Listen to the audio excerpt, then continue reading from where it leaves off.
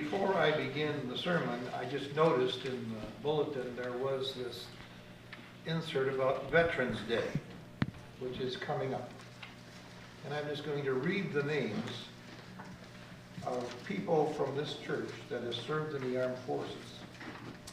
Werner Krisman, Gary Crane, Robert Gingrich, Robert Houghton, Don Jansen, Victor Johnson, Dennis Kaiser, David McLean, Michael Miller, Anton Nelson, Robert Peterson, Willard Path, Gerald Phillips, Travis Shade, Alfred Sorensen, James Sorensen, Louis F. Sorensen, Louis H. Sorensen, Herbert Stockmeyer, and Kathleen Trudgeon. We honor all of you on this Veterans Day coming up. Now to the sermon. In the first lesson, the woman that Elijah meets thinks it's just about over, that it's all just about over, and that the end is near. She feels that her hope is gone and that her time is running out. Elijah, on the other hand, trusts God, trusts life, and teaches her that the faithful always have enough to share. Then in the letter to the Hebrews, Paul writes two things that I want us to hang on to. Christ offered himself once and for all, and he does not have to go through it again and again. That's the first thing I want you to hang on to. The second is, now he appears in heaven in the presence of God on our behalf. So, the faithful do not need to dwell on the death of Jesus, nor do we have to dwell on our own death. And then Jesus cautions us about the puffed up holy who like to wear religious garb, to say long prayers, and then he praises the simple faith of a widow who put only a penny in the treasury, but it was all she had. So, if you're counting on the three parts of the sermon, here they are. The faithful always have enough to share. The faithful do not dwell on Jesus' death nor their own. And the faithful always have enough to give.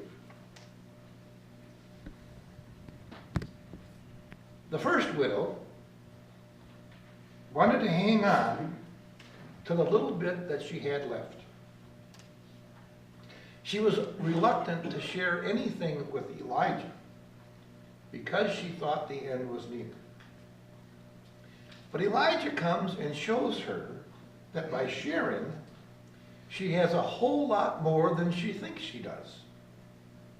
In fact, the last line of the lesson tells us that the jar of oil never gave out, nor did the container of grain.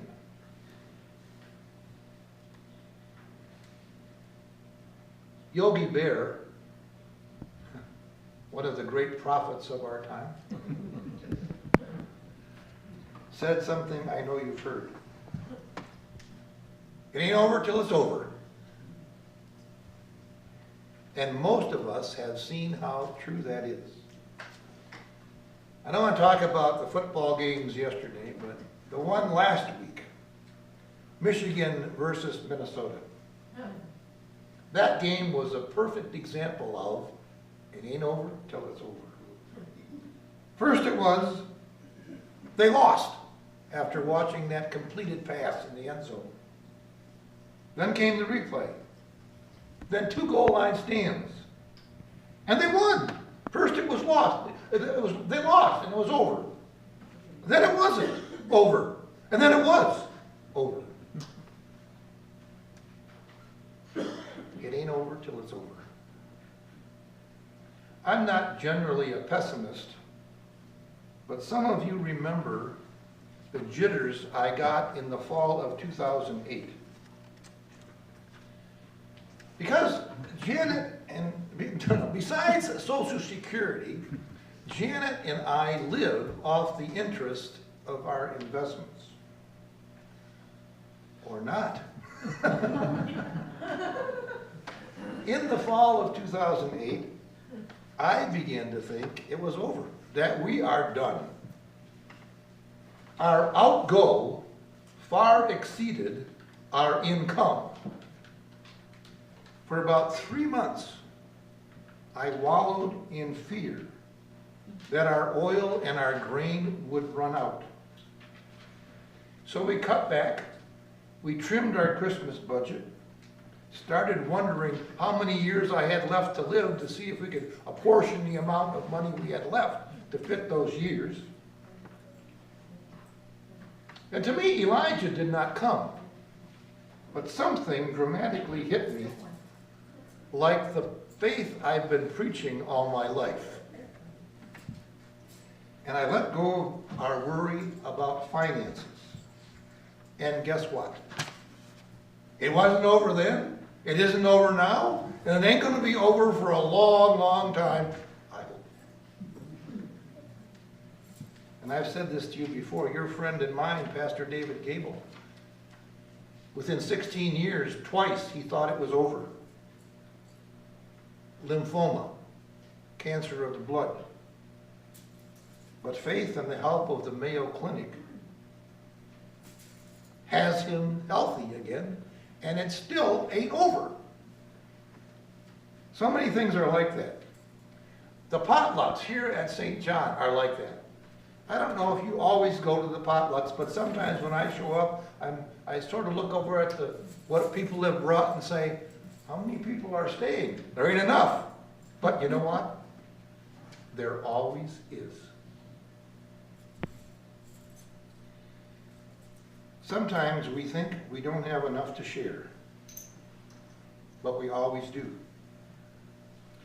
On our way back from our visits to see Ken, we got to pay back. We got to pay the bridge toll for the car behind us that we didn't even see. I saw the headlights, didn't even know what kind of car it was or see the people in it. We're not loaded, but we have enough that we can do that. Especially because somebody once did that for us. So sometimes when we think we don't have enough to share, we need someone like Elijah to say, yes, you do.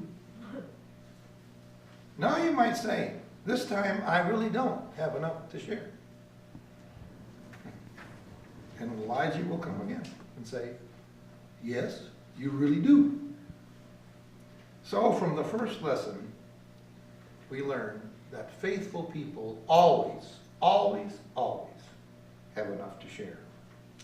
In the second lesson, I said there were two things I wanted you to hang on to. One, the death of Jesus happened once and for all, and he rose again.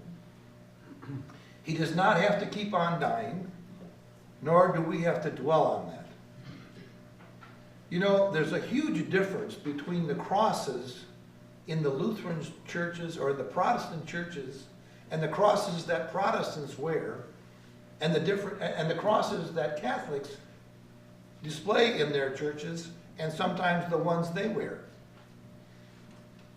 We have a clean cross and we have the crucifix cross. Read the words from Hebrews again. Nor does he have to offer himself again and again every year. Once was enough.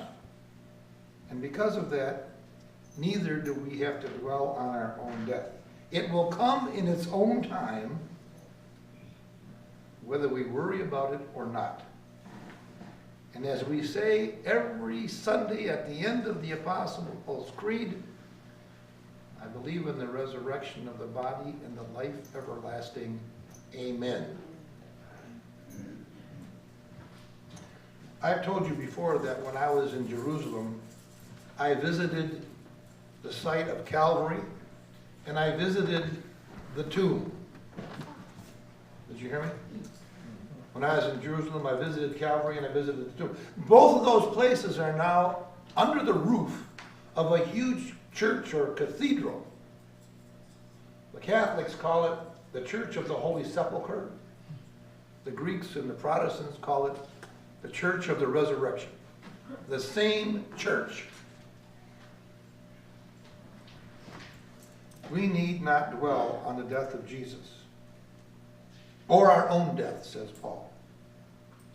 And then the second thing I wanted you to take away from that letter from Hebrews, it says what Jesus' new job is. You know Jesus has a new job? He's up in heaven, it says, to appear before God on our behalf. It's like Jesus is our attorney. 3 times in my life, I needed a lawyer. I needed an advocate to speak for me.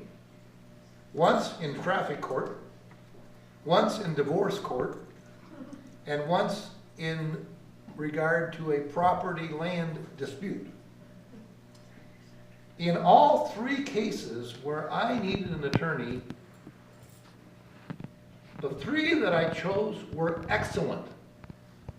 And they advocated for me by saying things that I did not know how to say. The second lesson implies that it's not us who will be answering questions in heaven. It will be Jesus answering for us. So we do not need to worry about defending ourselves. He has us covered. And I've got to believe that if my lawyers were good, Jesus will be the best. So, faithful people acknowledge the death and resurrection of Jesus, but they dwell neither on his death nor their own. Finally, the faithful always have enough to give. About the poor widow, Jesus says, this woman gave all she had. She put her complete trust in God, and then he contrasts the faith of the outwardly religious to the faith of the inwardly religious. One likes to make a show of their giving and their praying and the religious garb, while the other just lets their faith run their life. The point Jesus makes is that holiness comes from the inside. Easy to look religious on the outside. Some of that religious stuff that people parade around gets in the way, really, of faith. It's so easy to look holy and still have a heart that is far away from God. So there was Jesus sitting in the temple watching holy men and obviously wealthy people, and he picked out this poor widow and said, it was her faith and her trust that were complete. Jesus liked that in her, and he likes that in us. The faithful always have enough to give. So, often when it looks like it's over, it usually isn't. And the faithful always have enough to share. As faithful people, we acknowledge the death of Jesus, but dwell neither on his death nor our own. And finally, taking a tip from the poor widow, the faithful always have enough to give. And even when we say, not this time, I really don't this time, Jesus says what? Yes, you do. Really? Yes, you do.